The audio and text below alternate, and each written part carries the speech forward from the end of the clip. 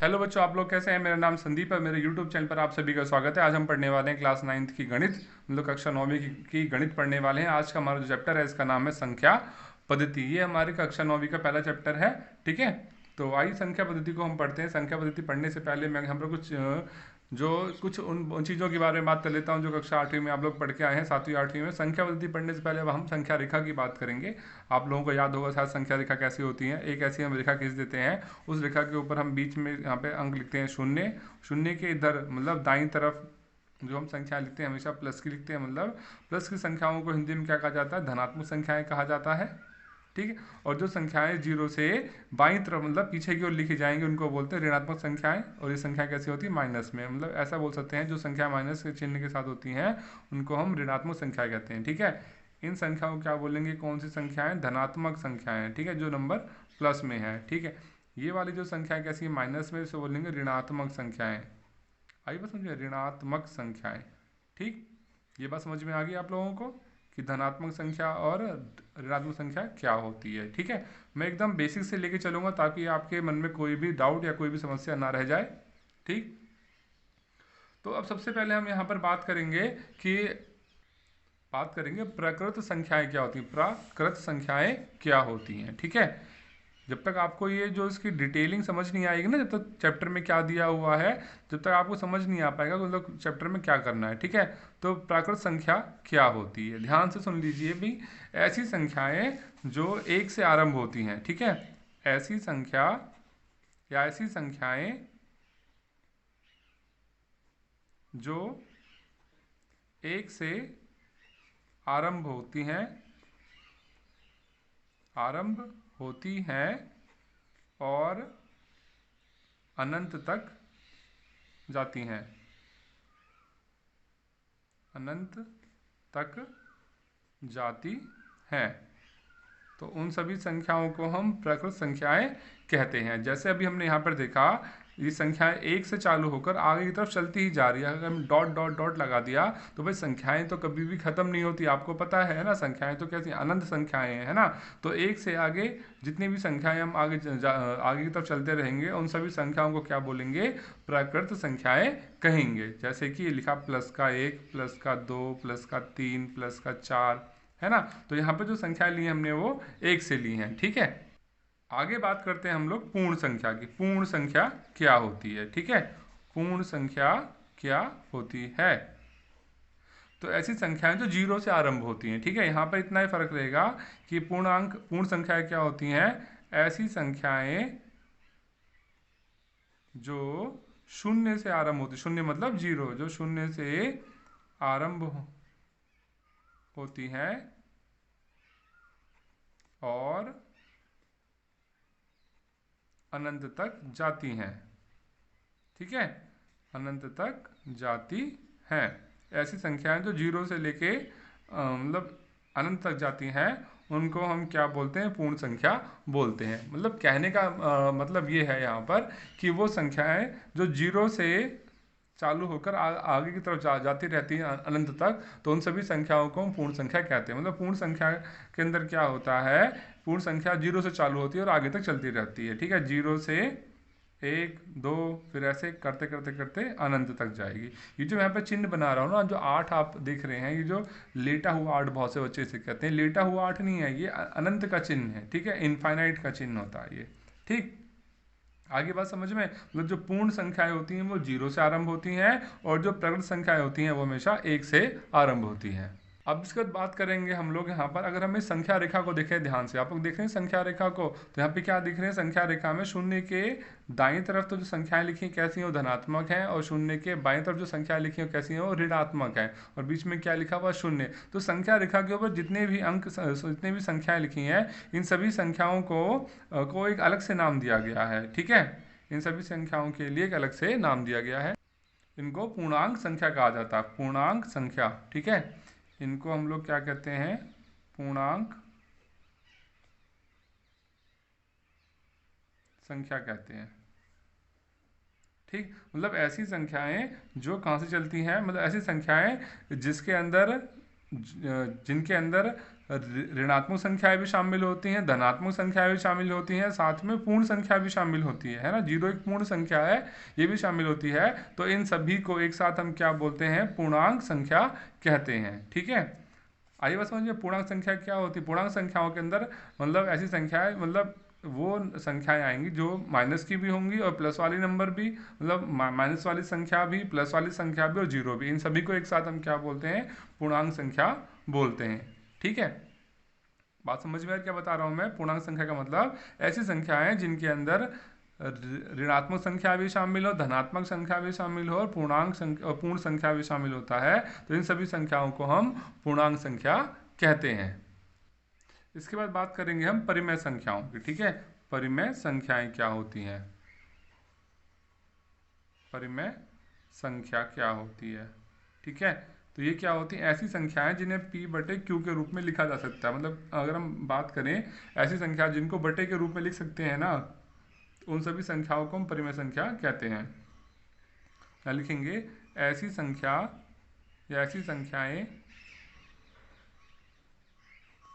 जिनको p बटा q के रूप में लिखा जा सकता है,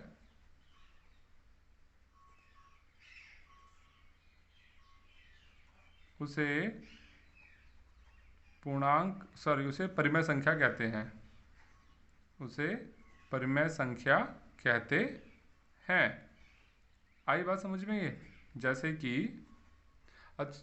कि मैंने हल दिया 2/3। 2/3 क्या है, पूर्णांक संख्या है, क्योंकि हम इसको p बटे q, मतलब ऐसी संख्या जिनको बटे के रूप में लिख सकते हैं ना, उनको हम बोलते हैं परिमेय संख्या। बस खास बात यह है, जो नीचे वाली जो संख्या है, मतलब जो q का मान है वो कभी भी जीरो नहीं होना चाहिए। q का मान जो है कभी भी जीरो नहीं होना चाहिए। तो ऐसी संख्याओं को हम क्या बोलेंगे, परिमेय संख्या बोलते हैं।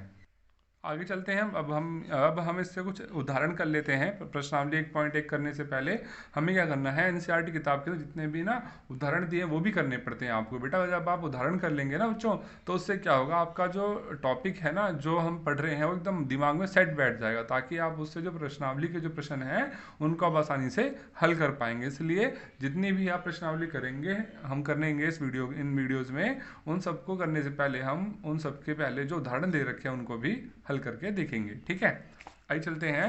पहला जो उदाहरण है, इसमें क्या लिखा गया, नीचे दिए गए कथन सत्य हैं या असत्य। हमें बताना है, नीचे कुछ कथन दिए गए हैं, कुछ बातें कही गई, ये बताना ये सत्य हैं या गलत है।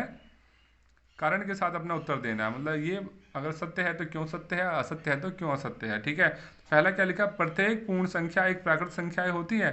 प्रत्येक पूर्ण संख्या एक प्राकृत संख्याएं होती हैं। अभी मैंने आपको बताया था पूर्ण संख्या क्या होती है भाई। पूर्ण संख्याएं जीरो से आगे जो, मतलब जीरो से जो संख्याएं जीरो से चालू होती हैं और अनंत तक जाती है, उन्हें बोलते हैं पूर्ण संख्याएं। अब बोल रखा है क्या, प्रत्येक पूर्ण संख्या एक प्राकृत संख्या होती है भाई। तो प्राकृत संख्याएं क्या होती हैं, मैंने बताया था आपको, वो संख्याएं जो एक से आरंभ होती हैं और अनंत तक जाती हैं। ठीक है, तो पूर्ण संख्या ये तो होगी पूर्ण संख्या, और प्राकृत संख्या होती है एक से अनंत तक होती हैं। और उसने पूछ रखा है क्या, जो पूर्ण संख्याएं हैं क्या वो प्राकृत संख्याएं होती हैं, नहीं होती, क्योंकि भाई पूर्ण संख्याओं के अंदर तो जीरो भी शामिल है, जबकि जीरो क्या है ना, प्राकृत जो पूर्ण संख्याएं हैं उनमें जीरो शामिल है, जबकि जो प्राकृत संख्याएं हैं इनमें जीरो शामिल नहीं होता है। तो जो पहले क्वेश्चन का जो आंसर है ये क्या आ जाएगा, ये आ जाएगा असत्य। ठीक है, क्या जाएगा, असत्य। क्यों है असत्य, क्योंकि यहाँ पर क्या देख रहे हैं, शून्य एक पूर्ण संख्या है। शून्य क्या एक पूर्ण संख्या है। ठीक है, शून्य एक पूर्ण संख्या है, परंतु शून्य क्या है, प्राकृत संख्या नहीं है ना। शून्य जो है वो पूर्ण संख्या के अंदर तो आता है, लेकिन प्राकृत संख्याओं के अंदर नहीं आता, इसलिए ऐसा कहना गलत होगा, संख्या नहीं है। ठीक, अब चलते हैं इसके प्रश्न नंबर 2 पे। आगे क्या लिखा गया है दूसरे भाग में इसके, प्रत्येक पूर्णांक एक परिमेय संख्या होता है क्या।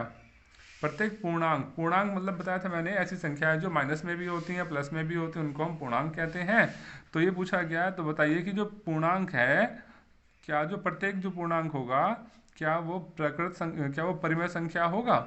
तो भाई पूर्णांक मैंने बताया ऐसे नंबर जो प्लस में भी होंगे और माइनस में भी होंगे उनको हम ऐसी संख्याएं जो प्लस में भी होंगे और माइनस में भी होंगे उनको हम पूर्णांक संख्या बोल सकते हैं। तो ये पूछा गया प्रत्येक पूर्णांक क्या एक परिमेय संख्या होगा। प्रत्येक पूर्णांक मान लेते हैं कोई पूर्णांक है आपके पास 2 है, मान लीजिए 2 क्या एक पूर्णांक संख्या है, ठीक है भाई। तो क्या एक परिमेय संख्या होगा, हो सकता है भाई, क्योंकि अगर 2 के बटे में 1 लगा दूँ, 2 का मतलब क्या भाई 2 के बटे में 1 ही तो है, तो ये क्या है, ये कि ये परिमेय संख्या है या नहीं है। परिमेय संख्या के बारे में हमने क्या पढ़ा, ऐसी संख्या है जिनको p बटे q के रूप में लिख सकते हैं और जिनका जो हर है वो 0 नहीं होना चाहिए, है ना। तो 2/1 ये क्या है, एक प्रकार की पूर्णांक संख्या है और साथ में परिमेय संख्या भी है। 2 तो पूर्णांक संख्या है लेकिन 2/1 कर दे तो ये क्या बन जाएगा, परिमेय संख्या बन जाएगा। ठीक, आगे बात समझ में। चलते हैं अगले प्रश्न पे। आगे लिखा है प्रत्येक परिमेय संख्या एक पूर्णांक होती है। क्या ये बताना है जो प्रत्येक परिमेय संख्या क्या पूर्णांक होती है, ऐसा नहीं भाई, ऐसा संभव नहीं है। क्यों संभव नहीं है, देखिए कैसे। अगर हम बात करें तो पहले तो इस क्वेश्चन का आंसर क्या है, गलत है, मतलब क्वेश्चन लिखा है गलत है, मतलब असत्य है। इसका आंसर क्या है, असत्य है, ये बात असत्य है। अब क्यों गलत है भाई, क्योंकि वो कह रहा प्रत्येक परिमेय संख्या, परिमेय संख्या मतलब कोई सी भी ले लो, मान लो ले ली हमने जैसे 5/3 ले ली, ठीक है। तो ये क्या है, अब आप बताओ 5/3 क्या एक पूर्णांक संख्या है, नहीं है भाई, क्योंकि पूर्णांक संख्या आएंगे तो पूरी पूरी संख्याएं आनी चाहिए। माइनस में प्लस में हो बेशक चल जाएंगे लेकिन संख्या पूरी होनी चाहिए, बट यह संख्या पूरी थोड़ी ना है, तो बटे में आ गई है, तो ये इसलिए ये कहना गलत होगा। ठीक, आगे बात समझ में। अब चलते हैं उदाहरण नंबर 2 पे। उदाहरण नंबर 2 में क्या कहा गया है, 1 और 2 के बीच हमें परिमेय संख्या ज्ञात करनी है। मतलब दो संख्याएं दे दी 1 और 2 और इनके बीच की हमने परिमेय संख्या ज्ञात करनी है। तो कैसे निकाल सकते हैं, देखिए बहुत ही आसान है, ये आपने कक्षा 8वीं में भी किया होगा, लेकिन फिर भी मैं आपको यहाँ पर एक बार समझा देता हूँ कैसे करना है। बहुत ही आसान तरीका है इसको निकालने का। वैसे इसके 2 तरीके हैं, मतलब 2 संख्या दे दी 1 और 2 और ये कहा जाए इनके बीच की क्या निकालनी है आपको, 5 परिमेय संख्या निकालनी। कितनी संख्या निकालनी है, 5 परिमेय संख्याएं ज्ञात करो। ठीक है, तो कैसे करेंगे, देखिए सबसे पहले तो माना, यहाँ पे मान लेंगे r का मान मान लेंगे 1, s का मान मान लेंगे 2। इसको r मानते हैं, इसको s मानते हैं, ठीक है। अब निकालने का तरीका क्या होता है, हम इन दोनों संख्याओं को जोड़ देंगे, ठीक है। r प्लस एस बट जोड़ के फिर 2 से भाग कर देंगे। तो r का मान कितना 1, s का मान कितना 2, बटे में कितना आया 2, तो 2 और 1 3, 3/2 आ गया ये, ठीक है। तो 1 और 2 के बीच की संख्या क्या आ गई, 3/2 आ गई, ठीक है। तो पहली परिमेय संख्या तो हमने निकाल ली, ठीक है, इसे हम पहली परिमेय संख्या कह सकते हैं। ठीक, अब हमने इसमें 5 निकालनी थी, तो 1 तो हमने निकाली और निकालनी, तो 1 और 2 के बीच में कौन संख्या है, ये 3/2 आ गई और अगली संख्या क्या आ गई 2।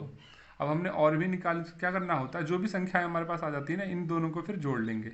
तो ये संख्या 1 आ गई, एक संख्या आ गई 3/2, इन दोनों को जोड़ के फिर इसको भी 2 से भाग करेंगे, ठीक है। तो यहाँ से r का मान क्या मान लेंगे, माना फिर से लिखेंगे, माना r बराबर कितना हो गया 1, s बराबर हो गया यहाँ पे 3/2।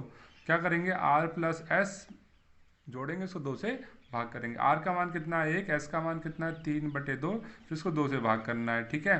तो इसका एलसीएम लेके, मतलब इसका लघुत्तम लेके इसे जोड़ेंगे, ऊपर आ जाएगा 2, यहाँ 2 और ये 3, नीचे आ गया बटे में 2। तो 2 और 3 कितना होता है भाई 5, बटे में 2, बटे में 2। तो 5/2, ये जो 2 है इसे पलट लेंगे, ऊपर चला जाएगा, यह आ जाएगा 5/4। तो दूसरी परिमेय संख्या कितनी आ गई, 5/4 आ गई, ठीक है। तो इसी प्रकार से हम कितनी भी परिमेय संख्या निकाल सकते हैं। एक तरीका तो ये हो गया, एक तरीका और है, वो भी हम देख लेते हैं। अगर कोई 2 संख्याएं दे रखी हैं, उनके बीच में अगर हमें बहुत सारी परिमेय संख्याएं निकालनी है तो कैसे निकालते हैं। ये तो एक विधि मैंने बता दिया आपको, एक तरीका ये है, एक तरीका और है, उससे भी हम परिमेय संख्याओं को निकाल सकते हैं। 2 संख्याओं के बीच की परिमेय संख्याओं को निकाला जा सकता है, वो देखते हैं। ये क्या है, जैसे कि मान लीजिए अभी हमने यहाँ पे क्या बोला गया था कि 1 और 2 के बीच की 5 परिमेय संख्याएं निकालनी है। कितनी संख्या निकालनी थी, 5, ठीक है। तो सबसे पहले क्या करना है, जितनी परिमेय संख्या निकालनी हो, कितनी निकालनी है, 5 निकालनी है, ठीक है। तो 5 में 1 जोड़ देंगे, ठीक है, 5 प्लस 1 कर दें, कितना आ जाएगा ये 6। अब क्या करेंगे, जो 1 और जो 2 दे रखे ना, इनके हर को हमने क्या, पहले इनको हम क्या करेंगे, हम इनको परिमेय संख्याओं के रूप में लिखेंगे, ठीक है। 1/1 और 2/1, ठीक है। अब इनके जो परिमेय संख्या लिखी, इनके हर को हम क्या बनाएंगे, 6 के बराबर करेंगे। ठीक है, इनका जो हर है उसको 6 के बराबर करना है। तो क्या करें भाई, 6 से गुना करते, सिंपल सी बात है। अब 6 से आप नीचे गुना करेंगे तो ऊपर भी करना पड़ेगा। 6 से गुना क्यों करा, देखो जितनी संख्या निकालनी है उससे एक फालतू जोड़ना है। जितनी संख्याएं निकालनी है उसमें एक फालतू जोड़ के जो भी हमें संख्या दे रखी है उसको ऊपर नीचे मतलब उससे उसमें गुना कर देंगे। ठीक, तो यहाँ भी गुना कर देंगे भाई। तो 6 एकम 6, 6/6, यहाँ कितना जाएगा, 12/6। अब देख लो दोनों संख्याओं का हर तो समान हो गया, समान है हर। अब 6 से 12 तक के बीच में जो गिनती है वो सारी आप नोट कर लीजिए। 6/6 के बाद क्या आएगा भाई, 7/6 आएगा, 8/6 आएगा, 9/6 आएगा, 10/6 आएगा, 11/6 आएगा, है ना। तो उसने 5 संख्याएं बोली थी, आप देख लिया आपके पास काफ़ी सारी आ गई, 1 2 3 4 5 6 संख्या निकाल ली हमने ना। तो इस तरीके से हम क्या है, किसी भी दो संख्याओं के बीच की परिमेय संख्याओं को निकाल सकते हैं। अब हम आ गए प्रश्नावली 1.1 पर। ठीक है, प्रश्नावली हल करना स्टार्ट करेंगे। प्रश्नावली 1.1 एक्सरसाइज 1.1। तो जो पहला क्वेश्चन दिया गया है क्या है, क्या शून्य एक परिमेय संख्या है। क्या इसे आप p/q के रूप में लिख सकते हैं, जहां p और q पूर्णांक है और q का मान 0 नहीं हो। ठीक है, तो हम बात करें क्या शून्य एक परिमेय संख्या, देखेंगे हाँ शून्य एक परिमेय संख्या है। कैसे है सोचिए, हाँ शून्य एक परिमेय संख्या है। मैंने देखिए आपको क्या बताया था, परिमेय संख्याओं की क्या परिभाषा बताई थी, ऐसी संख्या जिन्हें p/q के रूप में लिख सकते हैं, लेकिन अंश का मान जो हर का जो मान है 0 नहीं होना चाहिए। तो भाई अगर जीरो को अगर शून्य को परिमेय संख्या कहें, इसका मतलब क्या, जीरो को हम ऐसे, अगर जीरो को हम परिमेय संख्या के रूप में बदल ऐसे लिख लें 0/1। भाई नीचे वाली जो संख्या वो 0 नहीं होनी चाहिए ना। परिमेय संख्याओं की जो शर्त थी उसमें ये थी कि नीचे वाली जो संख्या वो 0 नहीं होनी चाहिए, हर का मान 0 नहीं होना चाहिए। अंश का मान बेशक 0 हो, उससे कोई फर्क नहीं पड़ेगा, लेकिन हर का मान 0 नहीं होना चाहिए, इसलिए हम जिसको ऐसे लिख सकते हैं। इसलिए शून्य क्या एक परिमेय संख्या है। आगे बात समझ में, ठीक। अब चलते हैं प्रश्न नंबर 2 पे। प्रश्न नंबर 2 में क्या कहा गया, 3 और 4 के बीच में 6 परिमेय संख्याएं ज्ञात करनी है। ठीक है, 3 और 4 के बीच की 6 परिमेय संख्याएं ज्ञात करनी है। तो अभी जो मैंने एक तरीका बताया था, क्या करेंगे, 3 और 4 की बात कर रहे हैं ना, 3 और 4 के बीच कितनी संख्या निकालनी है भाई, 6 परिमेय संख्याएं निकालनी है। तो मैंने क्या बताया था आपको अभी, कि जितनी भी परिमेय संख्या निकालनी हो उसमें एक जोड़ देंगे। 6 जमा 1 कितना हो जाएगा, 7। ठीक है, अब हमें क्या करना है, जो भी हमें संख्याएं दे रखी हैं 3 और 4, इनके अंश को हमने क्या बनाना है, 7 बनाना है कैसे भी करके। ठीक है, ये लिख लिया हमने 3/1 4/1। अभी हमें 3/1 और 4/1 दिया हुआ है, तो 7 कैसे बना सकते हैं इनके हर को, अगर हम 7 से ऊपर भी गुना कर दें नीचे भी गुना कर दें, यहाँ भी ऊपर भी गुना कर दें नीचे भी गुना कर दें, तो 7 तियाँ 21 आ जाएगा ऊपर, यहाँ नीचे 7 आ जाएगा, यहाँ 7 चौक 28 आ जाएगा, यहाँ कितना आ जाएगा, 7 आ जाएगा। अब देखिए हर तो दोनों में समान हो गया ना, हो गया समान, सेम सेम हो गया। अब इन दोनों के बीच में संख्याएं लिख लो भाई। 21/7 के बाद क्या आएगा, 22/7 आ जाएगा, फिर 23/7 आएगा, फिर 24/7 आएगा, फिर 25/7 आएगा, फिर 26/7 आ जाएगा, फिर 27/7 आ जाएगा, है ना। तो 6 संख्याएं पूछी थी, उसमें 6 संख्याएं निकाल दी। बच्चों एक ऐसा कुछ भी नहीं है कि पीछे जो आपके एनसीईआरटी बुक में आंसर दे रखा है हमें वही आंसर लेके आना होगा, ऐसा कुछ भी नहीं है। क्योंकि परिमेय संख्याएं जो होती हैं बहुत सारी हो सकती हैं, दो संख्याओं के बीच में अनंत परिमेय संख्याएं होती हैं। ठीक है, तो ऐसा जरूरी नहीं है कि हमारे बुक के पीछे जो आंसर आ रहा है वही, मतलब जो संख्याएं लिखी हैं वही आंसर ही आपको लिखना पड़ेगा, नहीं ऐसा कुछ नहीं। 3 और 4 के बीच में बहुत सारी परिमेय संख्या हो सकती हैं, तो हम उनमें से कोई भी परिमेय संख्या आंसर में लिख सकते हैं। तो ये उनमें से आ गया। ठीक है, अगला प्रश्न है हमारे पास, 3/5 और 4/5 की बीच की 5 परिमेय संख्याएं निकालनी। ठीक है, प्रश्न नंबर 3 में क्या बोला गया है कि 3/5 और 4/5 की हमने क्या निकालनी, 5 परिमेय संख्याएं निकालनी, दोनों के बीच की कितनी निकालनी, 5 संख्याएं निकालनी। ठीक है, तो मैंने क्या बताया, जितनी भी परिमेय संख्याएं निकालनी है उसमें एक जोड़ देंगे। ठीक है, 5 और 1 कितना हो जाएगा, 6। अब हम सबसे पहले क्या करेंगे, यहाँ पर जो भी, तो 6 आ गया। अब क्या करेंगे, हम इस 6 से, अब क्या करेंगे, पहले इन दोनों संख्या को नीचे परिमेय संख्या को नोट करेंगे, उसके बाद 6 से ऊपर भी गुना करेंगे, नीचे भी गुना करेंगे। ठीक है, दोनों संख्याओं में 6 से ऊपर नीचे दोनों यहाँ गुना करेंगे। 6 को 3 से गुना करें कितना आएगा, 18, और 6 को 5 से गुना करें कितना आएगा, 30। 4 को 6 से गुना करें कितना आएगा, 24, 5 को 6 से गुना करें कितना आएगा, 30। अब देख लीजिए दोनों का हर समान है, तो दोनों के बीच देख लीजिए कितनी संख्याएं शामिल हो सकती हैं। 18 के बाद कहाँ 24 की बात हो रही है, तो 18 के बाद कितना आएगा भाई 19, तो 19/30। 19 के बाद क्या आएगा 20, तो 20/30। 20 के बाद 21, तो 21/30। 21 के बाद आता है 22, तो 22/30। 22 के बाद आएगा 23, 23 के बाद आएगा 23/30। तो 5 संख्या पूछी थी हमने, पांचों नोट कर ली यहाँ पर, है ना। तो ये जरूरी नहीं है कि जो पीछे आंसर आपकी बुक में एनसीईआरटी में दे रखा वही आंसर आए, क्योंकि दो संख्याओं के बीच में बहुत सारी अनंत परिमेय संख्याएं होती हैं। तो ये जरूरी नहीं है, मैं फिर बार बार बोल रहा हूँ इस बात को, कि जो एनसीईआरटी किताब के पीछे जो आंसर दे रखा है, परिमेय संख्याएं दे रखी है आंसर में, दो संख्या वही आंसर आए, ये जरूरी नहीं है। अगर आप ये भी लिखते हैं जब भी आपका आंसर गलत नहीं माना जाएगा। अब चलते हैं प्रश्न नंबर 4 पे। इस प्रश्नावली का आखिरी प्रश्न है, इसमें यहाँ पर सत्य असत्य की बात करी गई है।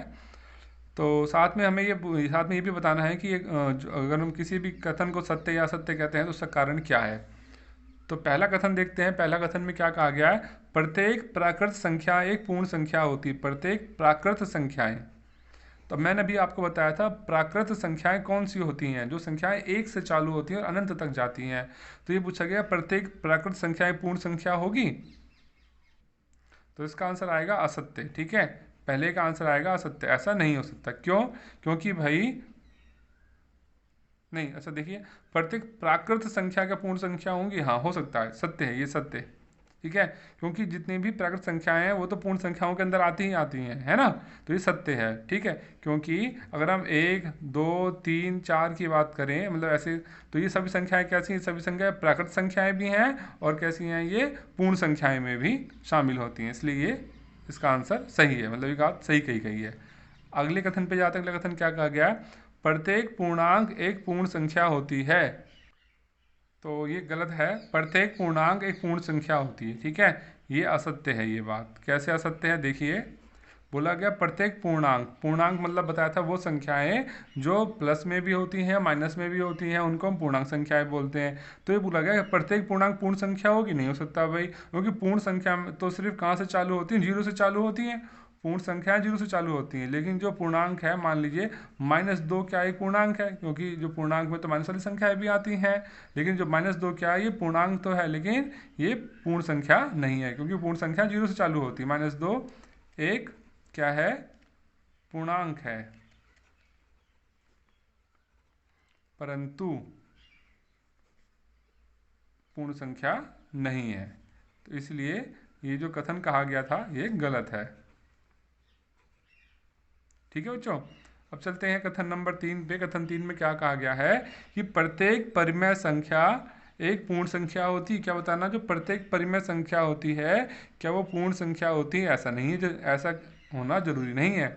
अगर ऐसा लिखा हो, देखिए मान लिया 5 लिख दिया, 5, तो 5/1 लिख दिया, वैसे 5 का आ जाए तो 5/1 या फिर 5, ये क्या है 5/1। अब तो क्या बन गई है, परिमेय संख्या बन गया। सिर्फ 5 बोलूँ तो अभी क्या है, पूर्ण संख्या है। हमने क्या देखा, 5 एक पूर्ण संख्या भी है, एक परिमेय संख्या भी, लेकिन सारी जो पूर्ण संख्या है वो परिमेय संख्या नहीं हो सकती, क्योंकि अगर बात करूँ 1/2, तो 1/2 ये तो क्या है, ये परिमेय संख्या तो है लेकिन पूर्ण संख्या नहीं है, क्योंकि पूर्ण संख्याएं क्या हम पूरी पूरी होती हैं, आधी नहीं होती। तो 1/2 तो संख्या बटे में लिखी हुई है, इसलिए ऐसा नहीं हो सकता। तो यह आएगा असत्य। ठीक है बच्चों, तो बच्चों अभी हमने प्रश्नावली 1.1 कर ली है।